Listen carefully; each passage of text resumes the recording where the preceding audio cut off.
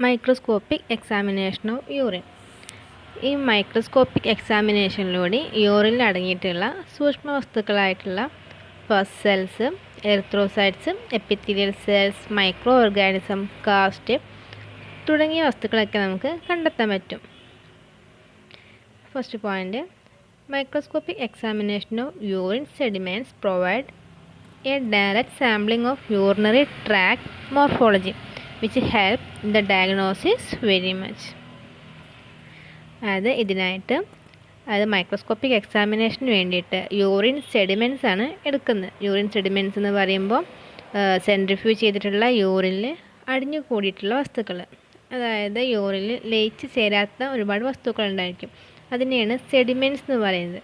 അപ്പോൾ സെഡിമെൻറ്റ്സ് എടുക്കുന്നത് യൂറിനെ first centrifuge ചെയ്യാം, അപ്പോൾ താഴെ അടിഞ്ഞു കൂടിയിട്ടുണ്ടാവും. അപ്പോൾ അത് വെച്ചിട്ടാണ് മൈക്രോസ്കോപ്പിക് എക്സാമിനേഷൻ നടത്തുന്നത്. അപ്പോൾ ഈ വസ്തുക്കളെ മൈക്രോസ്കോപ്പിലൂടെ നോക്കിയിട്ട് വിലയിരുത്തുക. അപ്പോൾ ഇങ്ങനെ വിലയിരുത്തുന്നതിലൂടെ, അതായത് മൈക്രോസ്കോപ്പിക് എക്സാമിനേഷൻ നടത്തുന്നതിലൂടെ നമുക്ക് മൂത്രാശയം അഥവാ യൂറിനറി ട്രാക്റ്റിൻ്റെ മോർഫോളജി നമുക്ക് അറിയാൻ കഴിയും. അതേപോലെ തന്നെ ഇത് രോഗനിർണയത്തിന് വേണ്ടിയിട്ടും ഒരുപാട് സഹായിക്കുന്നുണ്ട്. The specimen used for microscopic examination should be as fresh as possible. നമുക്ക് ഈ ഒരു ടെസ്റ്റ് നടത്തുന്നതിന് വേണ്ടിയിട്ട് ഫ്രഷ് ആയിട്ടുള്ള യൂറിൻ തന്നെ വേണം. അതിനുള്ള കാരണം എന്താ? Red cells and many formed solids tend to disintegrate upon standing, particularly if the specimen is warm or alkaline. അതിനുള്ള കാരണം എന്താണെന്ന് വെച്ചാൽ, ഇപ്പോൾ സാമ്പിളിൻ്റെ ചൂടും അതേപോലെ തന്നെ വൈകുമ്പോഴുള്ള ബാക്ടീരിയൽ ഗ്രോത്ത് കാരണം ഉണ്ടാകുന്ന ആൽക്കലിനിറ്റി ഇതൊക്കെ ചേർന്നിട്ട് RBC, യൂറിനിലുള്ള RBC, പസ് സെൽസ്, അതേപോലെ തന്നെ ഫോംഡ് സെൽസ് എന്ന് പറയുന്നത് കാസ്റ്റ് ഇതൊക്കെ എന്താവും? ഇല്ലാതാക്കി കളയും. അതായത് ഇതെല്ലാം ഡിസിൻറ്റഗ്രേറ്റ് ചെയ്യും. അതായത് സാമ്പിളിൻ്റെ ചൂടും അതേപോലെ തന്നെ ഇത് കുറേ നേരം വെക്കുകയെന്നുണ്ടെങ്കിൽ അവിടെ ബാക്ടീരിയൽ ഗ്രോത്ത് കാരണം ആൽക്കലിനിറ്റി ഉണ്ടാവും. ഇതെല്ലാം കൂടി ചേർന്നിട്ട് RBC സെൽസിനെയും പസ് സെൽസിനെയും അതേപോലെ തന്നെ ഫോംഡ് എലമെൻറ്റ്സിനൊക്കെ ഇല്ലാതാക്കി കളയും, അതായത് ഡിസിൻറ്റഗ്രേറ്റ് ചെയ്യും.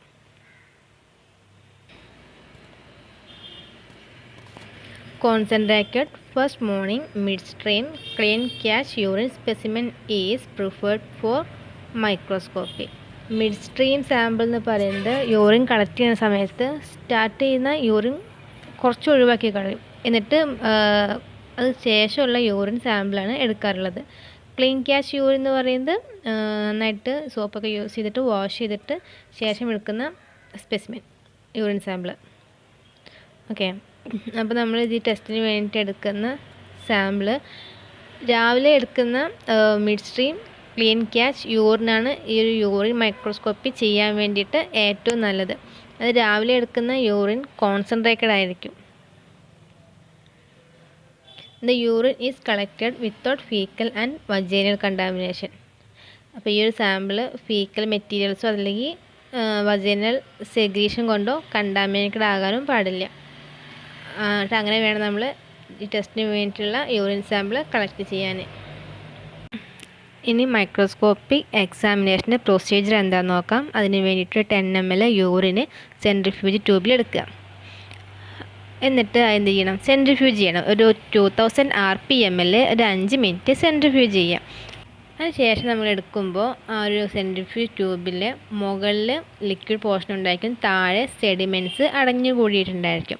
അപ്പോൾ മുകളിലത്തെ പോർഷനെയാണ് നമ്മൾ സൂപ്പർ നാറ്റൻ്റ് എന്ന് വിളിക്കുക. ആ സൂപ്പർ നാറ്റൻ്റ് എന്ത് ചെയ്യുക? ഒഴിവാക്കി കളയുക, ഡിസ്കാർഡ് ചെയ്യുക. ബാക്കി നമുക്ക് വേണ്ടത് എന്താണ്? അതിന് താഴെ അടിഞ്ഞു കൂടിയിട്ടുള്ള സെഡിമെൻറ്റ്സ് ആണ്. ഇവിടെ കണ്ടോ, താഴെ അടിഞ്ഞു കൂടിയിട്ടുള്ള ഈ സെഡിമെൻറ്റ്സ് ആണ് നമുക്ക് ആവശ്യമുള്ളത്. ഇനി ഈ സെഡിമെൻറ്റ്സ് എടുത്തിട്ടാണ് നമ്മൾ മൈക്രോസ്കോപ്പിക് എക്സാമിനേഷനൊക്കെ നടത്തുന്നത്. ഒരു സിംഗിൾ ഡ്രോപ്പ് എടുത്തിട്ട് നല്ല ക്ലീൻ ഗ്ലാസ് സ്ലൈഡിൽ ആഡ് ചെയ്ത് കൊടുക്കുക. കണ്ടോ, ക്ലീൻ ഗ്ലാസ് സ്ലൈഡ്, അതിലൊരു സിംഗിൾ ഡ്രോപ്പ് ആഡ് ചെയ്ത് കൊടുത്തു. അതിനുശേഷം ഒരു കവർ സ്ലിപ്പ് നമ്മൾ എന്ത് ചെയ്യാം? ആ സ്ലൈഡിൻ്റെ മുകളിലേക്ക് വെച്ച് കൊടുക്കുക. അപ്പോൾ ഇങ്ങനെ വെച്ച് കൊടുക്കുമ്പോൾ ശ്രദ്ധിക്കേണ്ടത്, നമ്മളതിൽ എയർ ബബിൾസ് വരാനും പാടില്ല, അതേപോലെ തന്നെ ഓവർഫ്ലോ ആയിട്ട് സ്ലൈഡിൻ്റെ പുറത്തോട്ട് പോകാനും പാടില്ല. എന്നിട്ട് നമ്മൾ മൈക്രോസ്കോപ്പ് വെച്ചിട്ട് ഒബ്സർവ് ചെയ്യുക. മൈക്രോസ്കോപ്പിലൂടെ നോക്കുന്ന സമയത്ത് ആദ്യം ലോ പവറിൽ വെച്ചിട്ടും അതിന് ശേഷം കുറച്ച് ഹൈ പവറിലുമാണ് സ്ലൈഡ്സ് ഒബ്സർവ് ചെയ്യാറ്. ഇങ്ങനെ മൈക്രോസ്കോപ്പിലൂടെ നോക്കുന്ന സമയത്ത് നമുക്ക് യൂറിൻ സെഡിമെൻസിനെ 2 ടൈപ്പായിട്ടാണ് കാണുന്നത്. ഒന്ന് ഓർഗനൈസ്ഡും രണ്ടാമത് അൺഓർഗനൈസ്ഡും. അപ്പോൾ ഓർഗനൈസ്ഡിൽ വരുന്നതാണ് ലൂക്കോസൈറ്റ് അഥവാ pus cells, erythrocytes, cast, epithelial cells, bacteria, parasite and fungi. ഇത്രയാണ് ഓർഗനൈസ്ഡിൽ വരുന്നത്. രണ്ടാമത്തെ ടൈപ്പാണ് അൺഓർഗനൈസ്ഡ്. അതിൽ വരുന്നതാണ് ക്രിസ്റ്റൽസ്, അതേപോലെ തന്നെ അമോർഫസ് സെഡിമെൻറ്റ്സ്. നമുക്കാദ്യം ഓർഗനൈസ്ഡിൽ വരുന്ന സെൽസിനെ കുറിച്ചിട്ട് പഠിക്കാം. അപ്പോൾ അതിൽ ഫസ്റ്റ് വരുന്നത് പസ് സെൽസ്. പസ് സെൽസ് എന്ന് പറയുന്നത് തന്നെയാണ് leucocytes. They are round or oval in shape. അവ കാണുന്നത് എങ്ങനെയാണ്? റൗണ്ട് ഷേപ്പിലോ അല്ലെങ്കിൽ ഒരു ഓവൽ ഷേപ്പിലോ. ഓവൽ ഷേപ്പ് പറയുമ്പോൾ ഒരു മുട്ടയുടെ ഒക്കെ ആകൃതി കേട്ടോ. അതുപോലെ റൗണ്ട് ഷേപ്പിലോ അല്ലെങ്കിൽ ഓവൽ ഷേപ്പിലൊക്കെയാണ് പസ് സെൽസ് കാണാറ്. And present normally 0 to 3 leukocytes per high power field will be seen on microscopic examination. Microscopic examination, മൈക്രോസ്കോപ്പിലൂടെ നമ്മൾ നോക്കുന്ന സമയത്ത് ഹൈ പവർ ഫീൽഡിൽ നോക്കുന്ന സമയത്ത് അവിടെ നമുക്ക് 0 തൊട്ടിട്ട് 3 ലൂക്കോസൈറ്റ്സ് ഒക്കെയാണ് കാണാറ്. The pus cells are leucocyte. Pus cells എന്ന് പറയുന്നത് എന്താണ്? ലൂക്കോസൈറ്റ്സ് തന്നെയാണ് കേട്ടോ. അപ്പോൾ നമ്മൾ മൈക്രോസ്കോപ്പിലൂടെ നോക്കുന്ന സമയത്ത് ഹൈ പവർ ഫീൽഡിൽ നോക്കുന്ന സമയത്ത് എത്രണ്ണം കാണാൻ പറ്റും? 0 to 3 പസൽസ് ആണ് കാണുക. നോർമലി 0 to 3 പസൽസ് ആണ് കാണാറ്. More than 5 cells per high field power probably indicate urinary tract infection. ഇനി യൂറിനറി ട്രാക്ട് ഇൻഫെക്ഷൻസ് എന്തെങ്കിലും ഉണ്ടെന്നുണ്ടെങ്കിൽ ഹൈ പവർ ഫീൽഡിൽ നോക്കുന്ന സമയത്ത് 5 സെൽസിൽ കൂടുതലായിട്ടും പസ് സെൽസ് നമുക്കവിടെ കാണാൻ കഴിയും. യൂറിനറി ട്രാക്ട് ഇൻഫെക്ഷനൊക്കെ വരുന്ന സമയത്ത് മൂത്രത്തിൽ പഴുപ്പ് എന്നൊക്കെ പറയും. അപ്പോൾ പഴുപ്പിനെയാണ് പസ് സെൽസ് എന്നൊക്കെ പറയുന്നത് കേട്ടോ. അപ്പോൾ അങ്ങനെ മൂത്രത്തിൽ പഴുപ്പൊക്കെ ഉള്ള വ്യക്തിയിൽ യൂറിൻ സാമ്പിൾ ടെസ്റ്റ് ചെയ്യുകയാണെന്നുണ്ടെങ്കിൽ ഹൈ പവർ ഫീൽഡിൽ 5 സെൽസിൽ കൂടുതലായിട്ട് നമുക്ക് കാണാൻ കഴിയും. Erythrocytes or RBC. Red cells are not usually present in normal urine. Normally യൂറിനിൽ നമുക്കൊരിക്കലും RBC അതായത് റെഡ് സെൽസിനെ കാണാൻ കഴിയില്ല. And appear as refractile bodies seen in acute glomerulonephritis, stone in urinary tract and malignancy etc. അതായത് malignancy എന്ന് പറയുമ്പോൾ cancer. ഇപ്പോൾ ക്യാൻസർ ഉള്ളപ്പോഴോ അല്ലെങ്കിൽ യൂറിനറി ട്രാക്റ്റിൽ സ്റ്റോൺസ് ഉള്ള സമയത്തോ അക്യൂട്ട് ഗ്ലോമെറുലോനെഫ്രൈറ്റിസ് ഉള്ള സമയത്തോ നമുക്ക് മൈക്രോസ്കോപ്പിലൂടെ ഹൈ ഫീൽഡ് മൈക്രോസ്കോപ്പിലൂടെ നോക്കുന്ന സമയത്ത് റിഫ്രാക്റ്റീവ് ബോഡീസ് ആയിട്ട് അതായത് തിളങ്ങുന്ന ഒരു വസ്തുവായിട്ട് നമുക്ക് എറിത്രോസൈറ്റ്സിനെ കാണാൻ കഴിയും. Estimate there number per high field and report it. അപ്പോൾ ഹൈ പവർ ഫീൽഡിലൂടെ നോക്കിയിട്ട് ഈ സെൽസിൻ്റെ എണ്ണം എഴുതി തിട്ടപ്പെടുത്തുക, എന്നിട്ട് റിപ്പോർട്ട് ചെയ്യുക. നോർമലി RBCയും WBCയും തിരിച്ചറിയുന്നതിന് വേണ്ടിയിട്ട് രണ്ടിനും പരസ്പരം മനസ്സിലാക്കുന്നതിന് വേണ്ടിയിട്ട് അതിൽ സെൻട്രലുള്ള ന്യൂക്ലിയസിൻ്റെ പ്രസൻസ് ആണ് നോക്കാറ്. WBCക്ക് ആണെങ്കിൽ സെൻട്രലിൽ ന്യൂക്ലിയസ് ഉണ്ടായിരിക്കും, RBCക്ക് ആണെന്നുണ്ടെങ്കിൽ സെൻട്രലിൽ ന്യൂക്ലിയസ് ഉണ്ടായിരിക്കില്ല. ഇനി ന്യൂക്ലിയസ് നോക്കിയിട്ടും WBC അതായത് പസ് സെൽസും RBC സെൽസും തിരിച്ചറിയാൻ പറ്റുന്നില്ല എന്നുണ്ടെങ്കിൽ, കൗണ്ട് ചെയ്യാൻ നമുക്ക് പറ്റുന്നില്ല എന്നുണ്ടെങ്കിൽ അതിലേക്ക് കുറച്ച് അസറ്റിക് ആസിഡ് ആഡ് ചെയ്ത് കൊടുക്കുക. സ്ലൈഡിലേക്ക് കുറച്ച് അസറ്റിക് ആസിഡ് ആഡ് ചെയ്ത് കൊടുക്കുക. അങ്ങനെ ആഡ് ചെയ്ത് കൊടുക്കുന്ന സമയത്ത് സ്ലൈഡിൽ RBC സെൽസ് എല്ലാം ലൈസ് ചെയ്തിട്ട് പോകും. പിന്നീട് ബാക്കി WBC മാത്രമേ ഉണ്ടായിരിക്കുള്ളൂ. അപ്പോൾ നമുക്ക് കറക്റ്റായിട്ട് കൗണ്ട് ചെയ്യാൻ പറ്റും. അടുത്തതാണ് എപ്പിത്തീലിയൽ സെൽസ്. എപ്പിത്തീലിയൽ സെൽസ് എന്ന് പറയുന്നത് നമ്മുടെ ബോഡിയിൽ സർഫസിൽ കാണുന്ന സെൽസിനെയാണ് എപ്പിത്തീലിയൽ സെൽസ് എന്ന് പറയുന്നത്. ഇത് എവിടെയൊക്കെ കാണാറുണ്ട്? നമ്മുടെ ഓർഗൻസിൽ സർഫസിൽ ഉണ്ടാവാറുണ്ട്. അതേപോലെ തന്നെ യൂറിനറി ട്രാക്ട്, സ്കിന്ന്, ഇതിനെല്ലാം സർഫസിൽ കാണുന്ന സെൽസിനെയാണ് എപ്പിത്തീലിയൽ സെൽസ് എന്ന് പറയുന്നത്. അപ്പോൾ ഓരോ ഭാഗത്ത് കാണുന്ന എപ്പിത്തീലിയൽ സെൽസും ഡിഫറെൻ്റ് ആയിരിക്കും, ഒരേപോലെ ആയിരിക്കില്ല, അതിനതിൻ്റെതായ മാറ്റങ്ങൾ ഉണ്ടായിരിക്കും. അപ്പോൾ നമുക്ക് നോട്ട് നോക്കാം. Normally urine show few epithelial cells. സാധാരണയായിട്ട് നമുക്ക് യൂറിനിൽ എപ്പിത്തീലിയൽ സെൽസ് കാണാൻ കഴിയാറുണ്ട്. എപ്പിത്തീലിയൽ സെൽസിനെ മൈക്രോസ്കോപ്പിലൂടെ നോക്കുന്ന സമയത്ത് നമുക്ക് പെട്ടെന്ന് തന്നെ ഐഡൻറ്റിഫൈ ചെയ്യാൻ കഴിയും. കാരണം എപ്പിത്തീലിയൽ സെൽസ് എന്ന് പറയുന്നത് വലിയ സെൽസ് ആയിരിക്കും. അപ്പോൾ അതിൻ്റെ സെൻറ്ററിൽ ന്യൂക്ലിയസും കാണാൻ കഴിയും. ഇത് നോക്കാറ് ലോ പവർ ഫീൽഡിലാണ്. സാധാരണ WBC മാർബിച്ച് നമ്മൾ നോക്കിയിട്ടുള്ളത് ഹൈ പവർ ഫീൽഡിലായിരുന്നു. എപ്പിത്തീലിയൽ സെൽസ് നമുക്ക് ലോ പവർ ഫീൽഡിൽ കാണാൻ കഴിയും. Marked increase in the number of epithelial cells signifies some pathological condition of the site of their origin. സാധാരണയായിട്ട് എപ്പിത്തീലിയൽ സെൽസ് യൂറിനിൽ കുറച്ചേ കാണാറുള്ളൂ. എന്നാൽ അതിൻ്റെ സാന്നിധ്യം എണ്ണത്തിൽ കൂടുതലാണെന്നുണ്ടെങ്കിൽ ഇതിൻ്റെ ഉത്ഭവസ്ഥലവുമായിട്ട് ബന്ധപ്പെട്ട രോഗാവസ്ഥയുടെ ലക്ഷണമായിരിക്കും. അതായത് കിഡ്നിയിലൊക്കെ കാണുന്ന എപ്പിത്തീലിയൽ സെൽസ്, കിഡ്നീൻ്റെ സർഫസിൽ കാണുന്ന എപ്പിത്തീലിയൽ സെൽസാണ് നമുക്ക് യൂറിനിലൂടെ കാണുന്നതെന്നുണ്ടെങ്കിൽ നമുക്ക് മനസ്സിലാക്കാം കിഡ്നിയിലാണ് പ്രശ്നമുള്ളത്. കിഡ്നിയുമായിട്ട് ബന്ധപ്പെട്ടിട്ട് എന്തെങ്കിലും രോഗാവസ്ഥ ഉണ്ടായിരിക്കാം. അതല്ല, ഇനി യൂറിനറി ട്രാക്കിൽ കാണുന്ന എപ്പിത്തീലിയൽ സെൽസാണ് യൂറിനിൽ കണ്ടിട്ടുണ്ടെന്നുണ്ടെങ്കിൽ യൂറിനറി ട്രാക്ക് ഇൻഫെക്ഷനോ അതുപോലെയുള്ള എന്തെങ്കിലും രോഗാവസ്ഥയിലായിരിക്കാം. ഇങ്ങനെ പല സൈറ്റിൽ നിന്ന് ഒറിജിനേറ്റ് ചെയ്തിട്ടുള്ള എപ്പിത്തീലിയൽ സെൽസിനെ മെയിനായിട്ട് 3 ടൈപ്പായിട്ട് ക്ലാസിഫൈ ചെയ്തിട്ടുണ്ട്. ഒന്നാണ് സ്ക്വാമസ്, രണ്ടാമത് ട്രാൻസിഷണൽ, മൂന്നാമത് റീനൽ. ഇതിൽ സ്ക്വാമസ് സെൽസ് ഒറിജിനേറ്റ് ചെയ്തിട്ടുള്ളത് വജൈനയിൽ നിന്നും അതേപോലെ തന്നെ യൂറിത്രയിൽ നിന്നൊക്കെയാണ് ഒറിജിനേറ്റ് ചെയ്തിട്ടുള്ളത്. ട്രാൻസിഷണൽ സെൽസസ് ആണെന്നുണ്ടെങ്കിൽ റീനൽ പെൽവിസ് തൊട്ടിട്ട് യൂറിത്ര വരെയുള്ള ആ ഒരു ട്രാക്കിൽ എവിടെ നിന്ന് വേണമെന്നുണ്ടെങ്കിലും ആ ഒരു സെൽസ് പുറപ്പെടാം. ഇത് മെയിനായിട്ട് മെയിൽസിലാണ് കേട്ടോ. റീനൽ പെൽവിസ് തൊട്ടിട്ട് യൂറിത്ര വരെയുള്ള ഏത് പോർഷനും ട്രാൻസിഷണൽ സെൽസ് ഒറിജിനേറ്റ് ചെയ്യാം. അടുത്ത സെല്ലാണ് റീനൽ. റീനൽ എന്ന് പറയുമ്പോൾ അറിയാമല്ലോ, കിഡ്നിയിൽ നിന്നായിരിക്കും ഒറിജിനേറ്റ് ചെയ്തിട്ടുണ്ടായിരിക്കുക. ഇത് നെഫ്രോൺ ട്യൂബ്യൂൾസ്, കിഡ്നിയിലുള്ള നെഫ്രോൺ ട്യൂബ്യൂൾസിനൊക്കെ ഡിസ്ട്രക്ഷൻ സംഭവിച്ചിട്ടാണ് ഈ എപ്പിത്തീലിയൽ സെൽസ് യൂറിനിലേക്ക് റിലീസ് ചെയ്യുന്നത്. അടുത്തത് bacteria. Presence of numerous bacteria in the centrifuged deposit of freshly voided urine signifies infection in the urinary tract. Microscopical examination നടത്തുന്നതിന് വേണ്ടിയിട്ട് നമ്മൾ ഫ്രഷായിട്ട് യൂറിൻ കളക്ട് ചെയ്തു. ആ കളക്ട് ചെയ്തിട്ടുള്ള യൂറിനെ സെൻട്രിഫ്യൂജ് ചെയ്തിട്ട് അതിലടങ്ങിയിട്ടുള്ള ഡെപ്പോസിറ്റാണ് നമ്മൾ മൈക്രോസ്കോപ്പിക്കലി ഒബ്സർവ് ചെയ്തിട്ടുള്ളത്. അപ്പോൾ അങ്ങനെ നോക്കുന്ന സമയത്ത് ബാക്ടീരിയൻ്റെ പ്രസൻസ് അതിൽ കാണുന്നുണ്ടെന്നുണ്ടെങ്കിൽ അത് എന്തിനു സിഗ്നിഫൈ ചെയ്യുന്നത്? ഇൻഫെക്ഷൻ, അതായത് യൂറിനറി ട്രാക്ട് ഇൻഫെക്ഷൻ വന്നു എന്നാണ് അത് സൂചിപ്പിക്കുന്നത്. നോർമലി യൂറിനിൽ ഒരിക്കലും ബാക്ടീരിയസ് കാണില്ല. യൂറിൻ എന്ന് പറയുന്നത് സ്റ്റീറൈലാണ്. നോർമലി യൂറിനിൽ ബാക്ടീരിയസ് കാണാറില്ല. പിന്നെ ടെസ്റ്റ് ചെയ്ത് നോക്കുന്ന സമയത്ത്, മൈക്രോസ്കോപ്പിക്കലി നോക്കുന്ന സമയത്ത് അതിൽ ബാക്ടീരിയസ് കാണുന്നുണ്ടെന്നുണ്ടെങ്കിൽ നമ്മൾ എന്ത് എഴുതണം?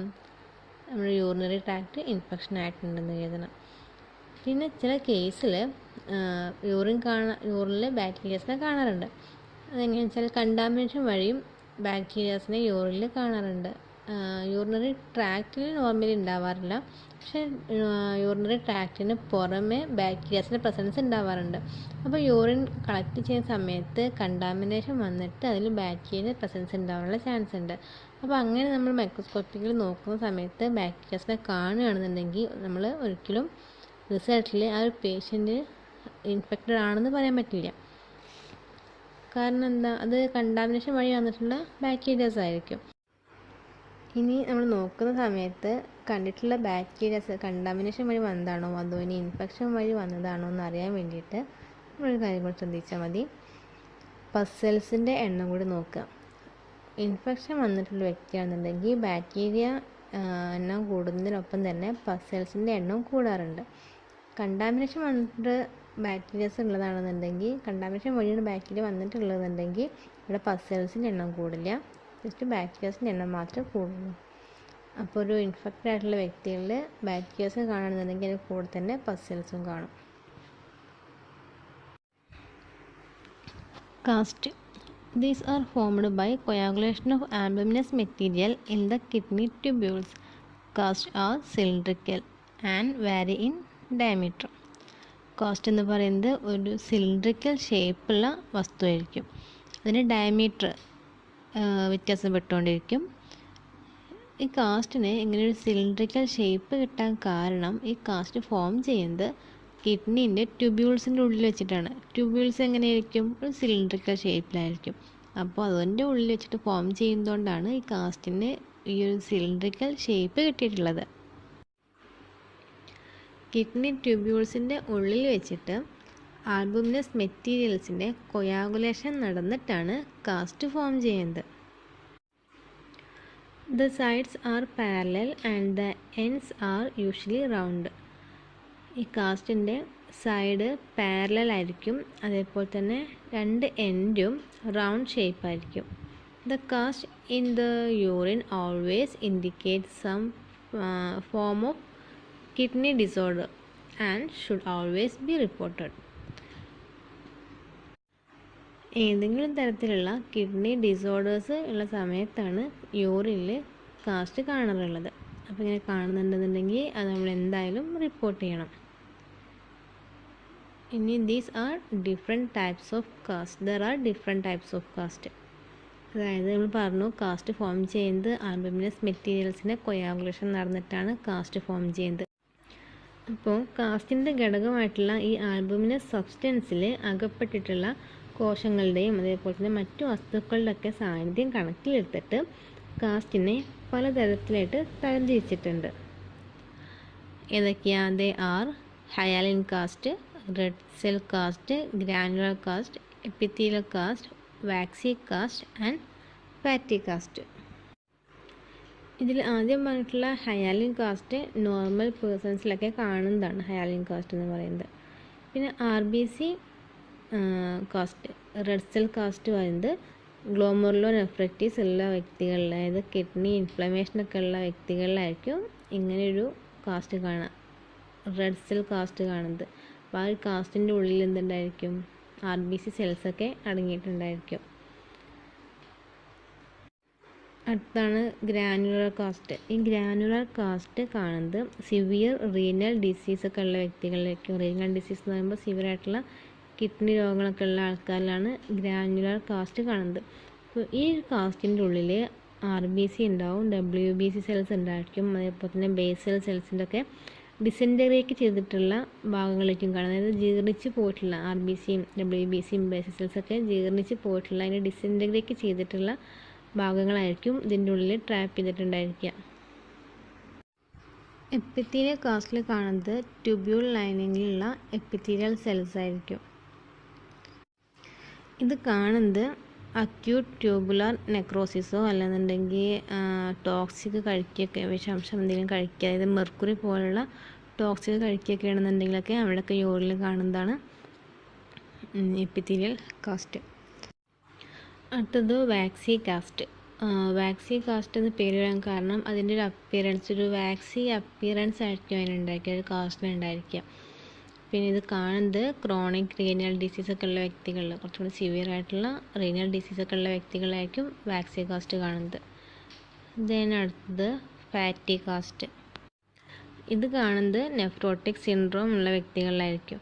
അപ്പോൾ അവരിൽ ഗ്ലോമറുലസിൻ്റെ പെർമിയബിലിറ്റിക്ക് ചേഞ്ച് വരും. ഗ്ലോമറുലസാണ് ഫിൽറ്ററൊക്കെ ചെയ്യുന്നത്. അപ്പോൾ ഗ്ലോമറുലസിൻ്റെ പെർമിയബിലിറ്റിക്ക് ചേഞ്ചസ് വരും. അപ്പോൾ അത് കാരണം കുറച്ച് ലാർജ് സൈസുള്ള മോളിക്യൂൾസിനൊക്കെ കടത്തിവിടും, ഫിൽറ്റർ ചെയ്തിട്ട് കടത്തിവിടും. അപ്പോൾ ഈ ലാർജ് സൈസുള്ള മോളിക്യൂളാണ് ഫാറ്റി ആസിഡ്സ്, ഫാറ്റ്സൊക്കെ. അപ്പോൾ അതിൻ്റെ പ്രസൻസ് യൂറിനിൽ കാണാൻ കഴിയും.